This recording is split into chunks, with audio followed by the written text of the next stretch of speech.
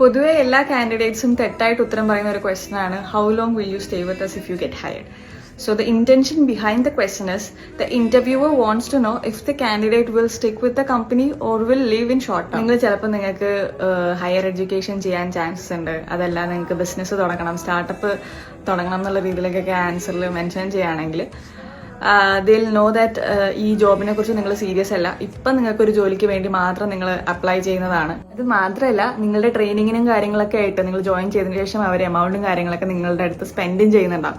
So they would prefer to select a candidate who have long term plans with the company എന്ന് വിചാരിച്ചിട്ട് ആ ഉത്തരം പറയുമ്പോഴത്തേക്കും ഞാൻ ചത്താലും ഇവിടുന്ന് പോവില്ല എന്നുള്ള രീതിയിലേക്ക് നിങ്ങൾ ഉത്തരം പറയണ്ട.